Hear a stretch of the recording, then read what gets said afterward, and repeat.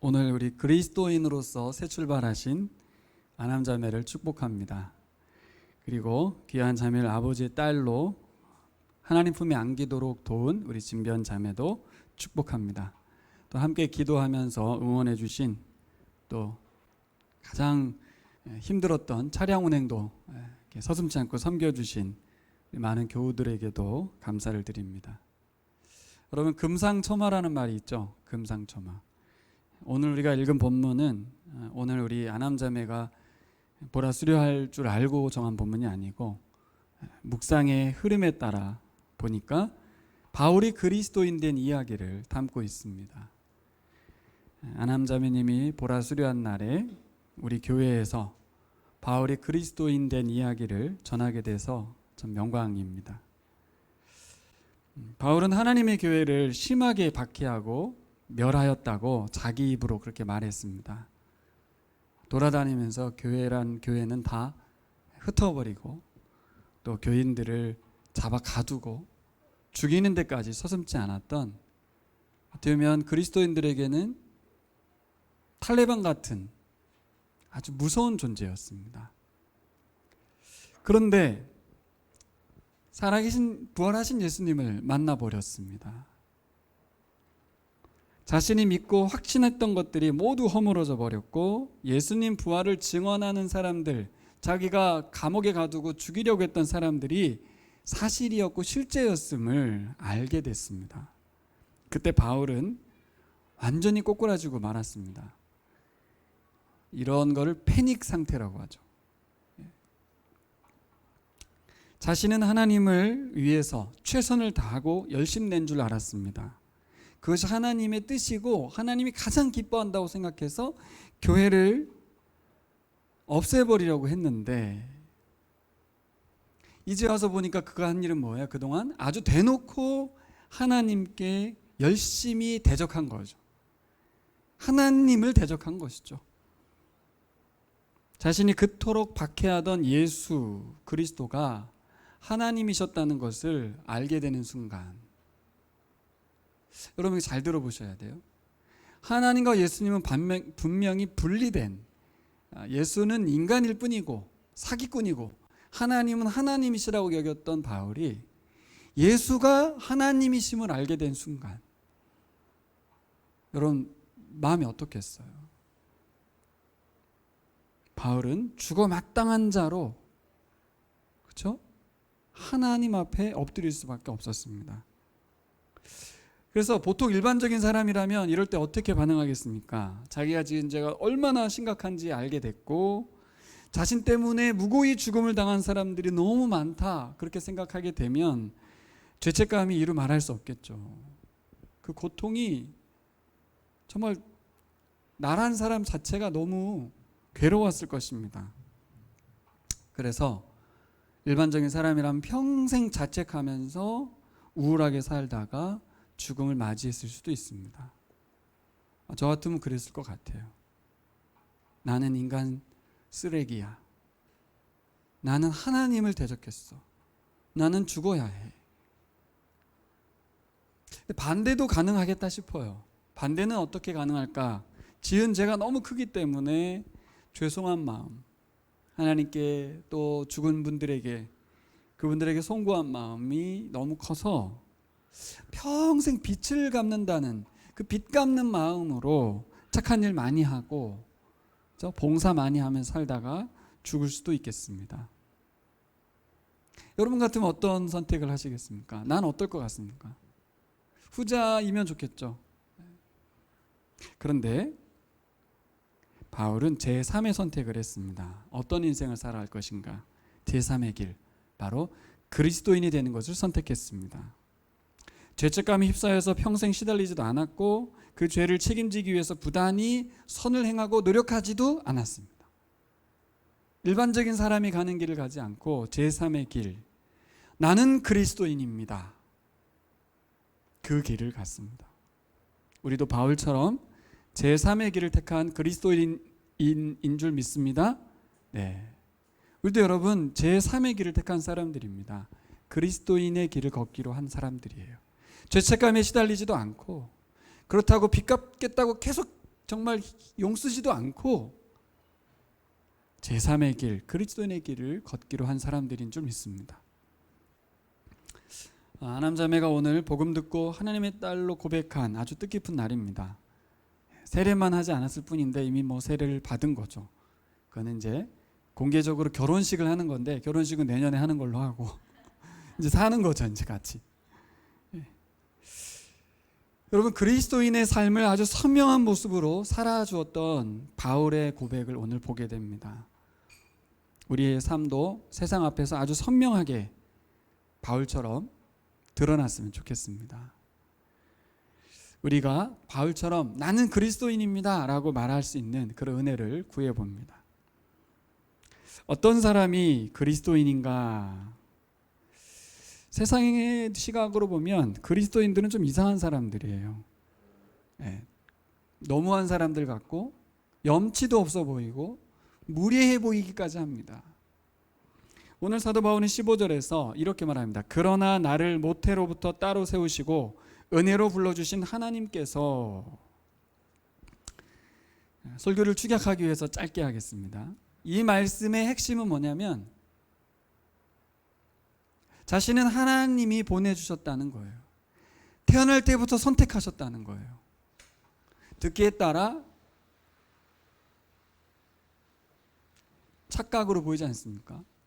오히려 자신의 태어남을 저주하고 원망하고, 무슨 하나님이 너를 보내, 하나님 무슨 너를 택해, 착각하고 있네, 이렇게 말해야 되는 거 아니겠습니까? 하나님께 대적했는데, 그렇죠? 하나님 뜻을 거역했는데.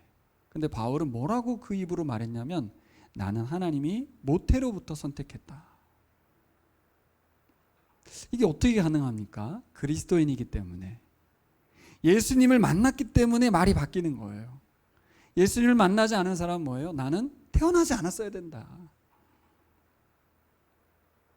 나는 정말 이 세상에 존재하면 안 된다. 이렇게 말을 해야 되는데, 제3의 길을 갔던 그리스도인 바울은 나는 모태로부터 하나님이 선택한 사람입니다 라고 주장했습니다. 그래서 여러분, 그리스도인이 뭔가 했더니 남들이 나를 그리스도인이라고 불러주는 것도 아니고요, 그리스도인이라는 어떤 기준점이 있어서 그걸 위해서 달려가는 것도 아니고요, 예수 그리스도를 만난 사람이 그리스도인입니다. 그분 때문에 이런 말을 하는 거예요. 저는 태어날 때부터 하나님이 특별히 선택한 사람입니다. 그걸 여러분 믿으라는 것도 아니고요, 그렇게 말하고 다니라는 것도 아니고요, 예수 만난 사람은 다 그렇게 말을 합니다. 그게 그리스도인입니다. 두 번째는 16절에 나옵니다. 그 아들을 이방 사람에게 전하게 하시려고 그를 나에게 기꺼이 나타내 보이셨습니다. 바울은 자신에게 예수님이 기꺼이 나타나신 이유를 설명합니다.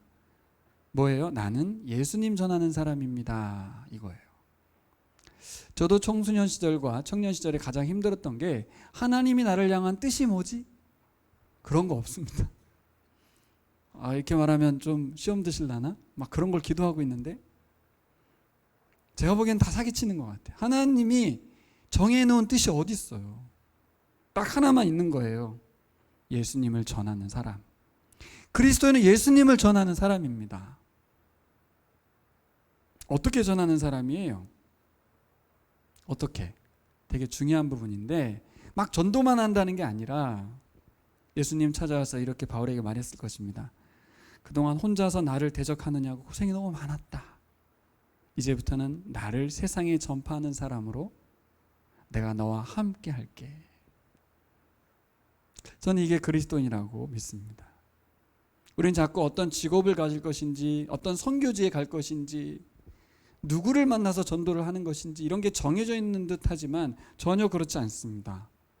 우리가 잘하는 언어, 재능, 은사, 돈, 실력, 경력, 경험, 가족력 모두를 사용해서 예수님 부활과 지금도 살아계시고 역사하고 계신 것을 전파하는 사람이 바로 그리스도인입니다.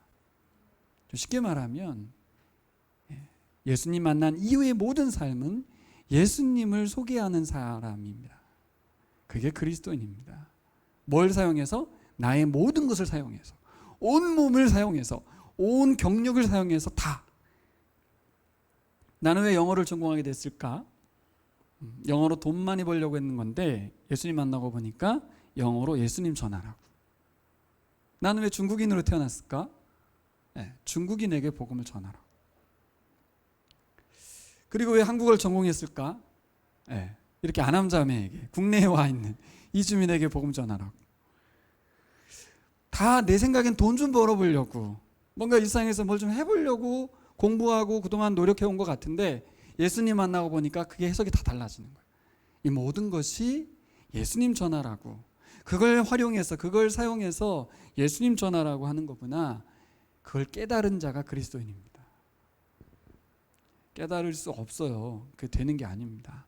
예수님 만난 사람은 저절로, 하나님이 나를 이 집에 안에 태어난 것, 이 슬픔의 집안에 태어나게 한 것, 이 부잣집에 태어나게 한 것, 내가 이 피부 색깔이 검은 것, 이 모든 것이 예수님 전하라고 나를 이 땅에 태어나게 한 것이구나.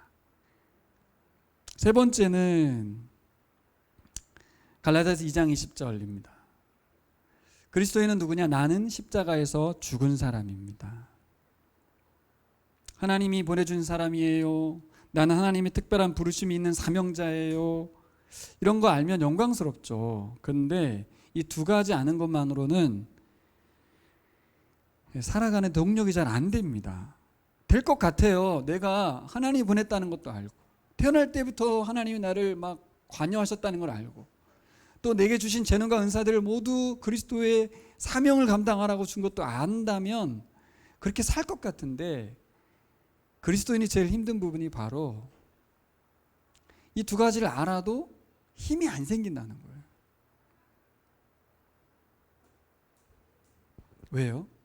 여전히 우리는 이 세상에 살고 있고 탐욕적이기 때문에 그렇습니다. 우리의 탐욕을 강력히 자극하는 세상에 살고 있기 때문에 그렇습니다. 그리스도인들은 세상을 떠나 있는 사람이 아니에요. 이 탐욕으로 가득한 세상에 살고 있어요. 그러다 보니까 더 소유하고 싶고 더 높아지고 싶은 그런 삶을 사는 거죠. 주변 사람들이 내가 바르게 살지 못한다고 지적도 합니다. 너는 그리스도인이 왜 그렇게 사냐? 그럼 자꾸 율법주의가 되고 남들 의식하게 되고, 하나님을 증거하면서 주님만을 위해 살고 싶은 마음이 굴뚝 같아도 자꾸 나를 챙기게 되고, 그렇죠? 그리스도인들이 신기하게도요, 무력해지고 우울함에 빠지는 일이 많습니다. 왜 그래요? 왜? 하나님 아버지를 고백하며 살아가는데, 예수님이 지금 나와 함께 계시다고 증거하면서 살아가는데 왜 여전히 힘들고 어렵냐? 왜 신나게 신앙생활하지 못하는가? 세들백 교회 리고렌 목사님이 이 부분에 대해서 제가 28살 이때 알려준 예화가 있어요. 잘 들어보세요. 로마서 12장 2절에 보면 너희 몸을 살아있는 제물로 바쳐라, 그런 뜻이 있습니다. 이 살아있는 제물은 living sacrifice입니다. 살아있는 제물이라는 거예요. 제사 드릴 때 제물로 사용되는 고기는 이미 죽은 고기를 잘라서 제단에 올리거든요. 근데 리고렌 목사님 이런 말씀하셨어요. 그리스도인들은 살아있는 상태에서 제단에 올려졌다. 그래서 그리스도인들 스스로가 그 제단에서 기어 내려올 수 있다, 이렇게 말을 했어요. 그렇구나, 이 말이 그 말이구나. 제물이 제단에서 기어 내려오는 장면을 상상해 보세요. 재밌지 않습니까? 제물은 받쳐지면 거기서 죽어야 되는데 살아있는 제물이다 보니까 기어 내려오는 거예요. 여기서 핵심은 뭐예요? 살아있다는 거예요, 여러분. 살아있기 때문에 얼마든지 제물의 삶을 포기할 수 있습니다. 예수님께 헌신됐던 삶을 포기하고 나 자신만의 인생을 위해서 다시 나의 몸을 회수할 수 있어요. 내 몸을 내 마음대로 사용할 수 있는, 아직도 살아있는 존재거든요. 여러분, 우리는 아직 살아있기 때문에 내 마음대로 살 여지가 충분히 남아있는 그리스도인들입니다. 리고렌 목사님은 뭘 말씀하시냐? 우리의 의지로 제단에서 내려오지 않아야 된다는 거예요. 너희 몸을 영적인 제물로, 살아있는 제물로 드리라는 거예요. 잘 생각해 보세요, 여러분. 살아있는 제물로서 제단에서 내려와야 함에도 불구하고, 내려올 수밖에 없음에도 불구하고 그 제단에 계속 제물로 버티는 그 사람을 바라보는 아버지의 마음이 어떻겠습니까? 진정한 제물이죠. 여러분, 우리가 살다 보면 제단에서 내려올 일이 참 많습니다. 너무 뜨거워서, 환난과 고난이 너무 심해서, 버틸 수 없어서 그냥 잠깐이라도 내려왔다 올라가고 싶은 그런 유혹이 참 많은데, 사도 바울은 2장 19절에 율법으로 말미암아 죽어버렸습니다 이렇게 고백합니다. 그리스도인들은 죽었다는 거예요. 율법에 의해서, 율법을 기준으로 이미 형벌받고 죽었다. 이 땅에서의 모든 죄값을 치르고 형벌당하여 죽고 끝났다. 뭐를 보고? 뭘 보고요? 십자가를. 우리는 갈라디아서 2장 20절 사도 바울의 고백을 통해서 배우게 됩니다. 뭐라고 그래요? 나는 십자가에 죽었습니다. 나는 예수님과 함께 십자가에서 죽었습니다. 여러분, 실제는 예수님이 죽은 거죠. 내가 죽은 게 아니에요. 예수님이 죽은 거예요. 근데 우리는 믿음으로 그분과 연합해서 죽었다고 고백합니다. 근데 저는 이것을 좀 실제로 적용하면 예수님의 죽으심은 나의 시체를 보는 거예요. 죽은 나의 시체를 보는 거예요. 형벌받고 징계받아 죽어버린 나의 시체를 보는 겁니다. 나의 결말을 본 거예요, 여러분. 그게 그리스도인입니다. 예수 그리스도의 그 시체가 나의 결말임을 확인하고, 더 이상 나는 죽을 이유도 없고 죽을 필요도 없고 죄값을 치를 이유도 없고, 완전히 죄값을 치르신 테텔레스타이, 집을 완료하신 예수 그리스도의 죽으심을 나의 죽음으로 받아들이는 순간,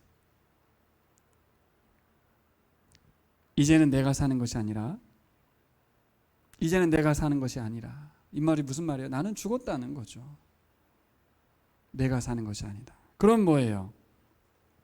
나는 예수님을 모시고 사는 사람이다, 그 말입니다. 내가 죽었다는 말의 다른 말은 예수님과 함께 산다는 뜻입니다. 예수님과 함께 살고 있지 않으면 다시 재물이 내려오는 거예요. 어떻게 제단 위에서 계속 머물 수 있어요? 우리가 살아있는데, 뜨거운데, 고난이 많은데, 환난이 오는데 어떻게 재물이 거기서 살아있는 상황에서 버텨내요? 불이 막 뜨거운데. 예수님과 함께. 예수님 십자가에서 내려오셨나요? 사람들이 내려와라, 네가 하나님 이름 내려와라 그랬을 때 내려오셨나요? 안 내려오신 거예요. 그 제단에서 내려오지 않으셨던, 어린 양으로서 온전히 제물을 완성하셨던 예수님께서 우리와 함께 계심으로 우리가 끝까지 주님께 제물로 살아갈 수 있을 줄 믿습니다. 2장 10절 하반절에 뭐라고 되어 있어요? 이제 내가 살고 있는 것은 내가 아닙니다. 그리스도께서 내 안에 살고 계십니다. 바울은 자신으로 엄청 가득했던 사람입니다. 바울은 그냥 자기 충만했던 사람입니다. 근데 바울 자신의 생각대로 모든 사람을 정죄했고 죽음에 넘겼던 사람입니다. 근데 이제는 모든 죄값을 예수님이 해결하고, 바울은 이제 자신 안에 예수님이 사신다고 고백하고 있습니다. 예수님은 자신과 함께 십자가에 못 박혀 죽은 사람들 속에 거하십니다. 다시, 예수님은 예수님과 함께 십자가에 못 박혀 죽은 사람들 속에 거하시는 것입니다.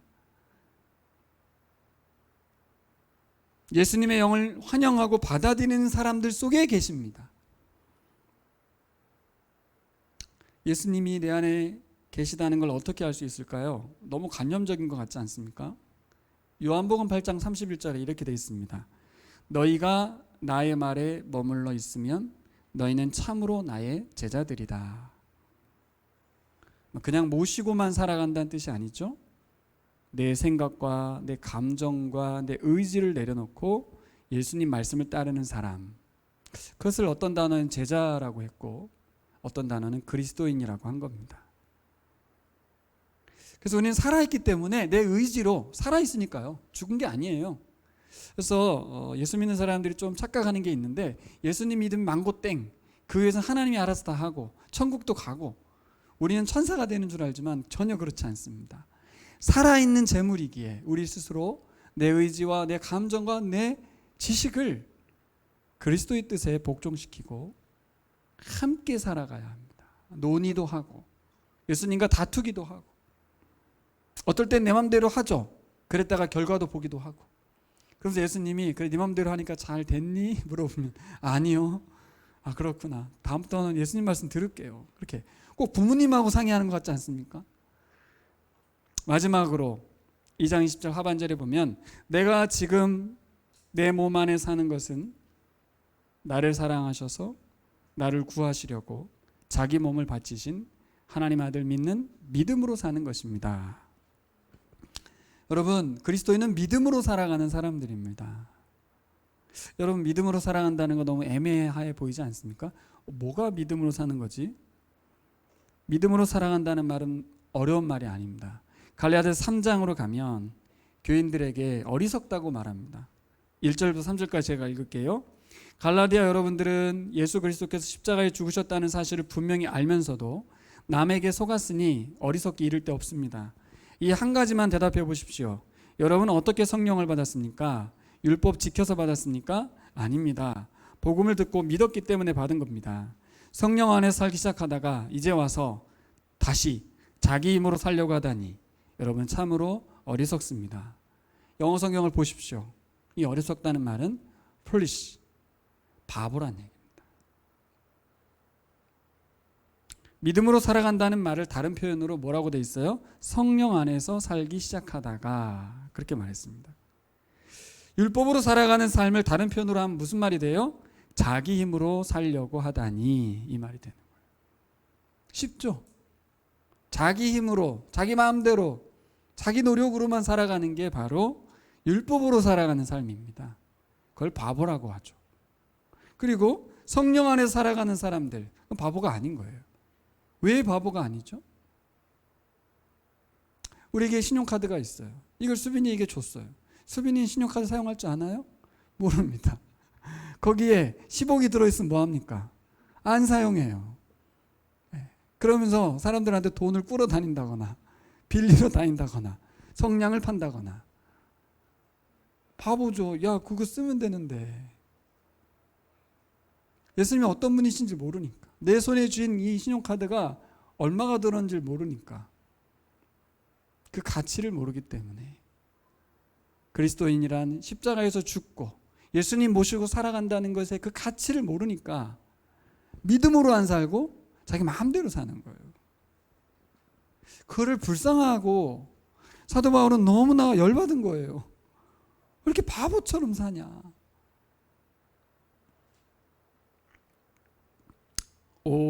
우리는 믿음으로 살아가는 걸 종교 생활한다고 오해하고 계십니다. 예수가 가르친 가르침을 따라서 그것을 이루어보고 행해보는 것으로 착각하고 있는데 아닙니다. 믿음으로 살아간다는 말은 내 안에 오신 성령님과 상의하면서 살아간다는 뜻입니다. 성령님, 부활의 예수님 같은 분이시잖아요. 그렇죠? 내 생각, 내 마음대로 살지 않는다는 말은 한 템포 늦춰서 주님께 물어보고 말씀을 들어보고 상의하고 같이 살아간다는 뜻입니다. 여러분, 내 힘, 내 노력을 내려놓고 성령님께서 하라시는 대로 손과 발을 내어드리는 삶, 저는 그 모습이 오늘 갈라디아 교회에게 편지 쓴 바울의 모습이라고 생각했어요. 제 생각에 이 정도 교회라면 편지 써도 못 알아들을 것 같아서 안 쓸 것 같아요. 근데 성령님은 계속해서 쓰라는 거죠. 근데 바울은 어떻게 합니까? 쓰죠. 일반적으로라면 안 쓰죠. 효과도 없을 것 같고 구차하기 때문에 그렇습니다. 자신이 예수 믿은 이야기를 계속 쓰는 것 자체도 민망하기도 합니다. 여러분, 내가 그리스도인이라고 말하는 게 민망하십니까? 아직 어린아이라서 그래요. 근데 바울은 전혀 민망해하지 않습니다. 모든 순간에 자기가 믿은 예수님을 계속 말하고 다닙니다. 자기가 이전에 얼마나 나쁜 사람이었는지, 예수님을 내가 어떻게 만났는지, 그 이후에 내가 어떻게 변화되었는지를, 삶의 다른 변화가 아니라 예수님과 계속 같이 살고 있는 이야기를 말하고 다녔어요. 여기서 헷갈리면 안 됩니다. 그리스도인의 삶이 내가 변화된 삶을 말한다고 해서 도덕적이고 윤리적으로 착해지고 선을 많이 하는 삶을 말하라는 게 아닙니다. 나는 예수님과 같이 살고 있어요. 예수님 나의 주인이세요. 전 예수님의 종으로서 시키는 대로 하고 살고 있습니다 라고 말하는 게 예수님 전하는 거고 그리스도인입니다. 착한 일 하려고 노력하지 않으셔도 돼요. 봉사하려고 안 하셔도 되고 선교하려고 할 필요도 없어요. 성령님이 하시는 대로 하는 것이 그리스도인입니다. 항상 우리는 머뭇거리게 되잖아요. 저분에게 말을 걸까 말까. 편지 쓸 마음이 생겼다가도 귀찮다. 안 하게 되죠. 이렇게 계속 나는 안 하게 되는데 성령님 계속 마음을 주시죠. 그리스도인은 그것을 자꾸 갈등 속에서 주님께 순종해 가는 사람이 그리스도인인 줄 믿습니다. 자, 말씀을 정리해 보겠습니다. 여러분, 그리스도인으로 살아가는 삶은 아주 쉽습니다. 따라해볼까요? 쉽습니다. 네, 제 친구 목사님 이야기, 조 목사님이 가끔 이어드는 이야기인데, 제가 가장 잘 아는 그 친구 목사님이 가장 잘 사용하는 표현이 수지침을 놓는데, 최근에는 홍성의료원 수간호사가 와서 침을 맞는데요. 그래서 제가 헐 그랬어요. 양의학의 최고봉인 수간호사가 허락도 안 받은 민간 치료사에게 와서 침을 맞고 있대요. 몸이 아프다고 하면 막 진맥을 하면 막 대본에 어디 아픈지 다 막 알려줘요. 뻥 같아 진짜. 그리고 막 침을 온몸에 다 막 쑤셔대요. 막 엄청나게. 잘못 찌를까 봐 걱정되는데 어떻게 이렇게 프로페셔널하게 잘 찌르는지 모르겠어요. 그러니까 홍성의료원 수간호사도 와서 맞겠죠. 근데 이분이 하는 가장 흔한 말이 뭐냐면 그거 아주 쉽습니다. 그거 뭐 어디 찔러야 되는 거 외워야 돼. 그거 쉽습니다. 뭐 300 몇 개만 외우면 됩니다. 별거 아닙니다. 막 계속 그렇게 쉽다고 말하는 거예요. 이 말씀은 그리스도인으로 살아가는 삶이 어렵지 않아요, 쉬워요 이렇게 말하라는 것이 아닙니다. 우리 그리스도인들은 모든 율법에서 자유함을 받은 사람들입니다. 우리가 지켜야 할 법은 딱 하나밖에 없어요. 그래서 쉽다는 거예요. 모든 율법을 다 지켜야 되는 줄 알았는데 그리스도인으로 살아가는 삶은 되게 쉽다. 딱 하나의 법만 지키면 된다. 그게 뭐예요? 성령의 법. 오직 성령님께서 하시는 말씀에 순종하는 사람이면 되는 거예요. 마치 에덴 동산 중앙에 선악과가 하나 있었죠. 하나님은 모든 곳에 계셨지만 특별히 그 나무를 지정하면서 이 나무의 실과를 먹지 말아라. 아담은 그 나무의 실과를 먹지 않으므로 하나님과 영원히 친밀할 수 있었습니다. 모든 건 내 마음대로 해도 돼요. 똑같아요. 그리스도인의 삶은 쉽습니다. 내 마음대로 마음껏 자유를 누리라고 하셨습니다. 대신 성령님의 인도함을 받으라는 거죠. 그분과만 상의하면 된다는 겁니다. 어려운 일 같지만 되게 쉬운 일입니다. 하지만 훈련은 필요하죠. 어린아이가 스스로 살아낼 수 없는 것처럼 어느 정도까지는 우리가 그렇죠? 하나님과 성령님 음성을 들을 수 있도록 훈련받고 그 정도까지는 같이 도와줘야 합니다. 그리스도인의 삶, 내가 태어날 때부터 하나님이 특별히 부르셨다. 나는 예수님 전하는 사람이다.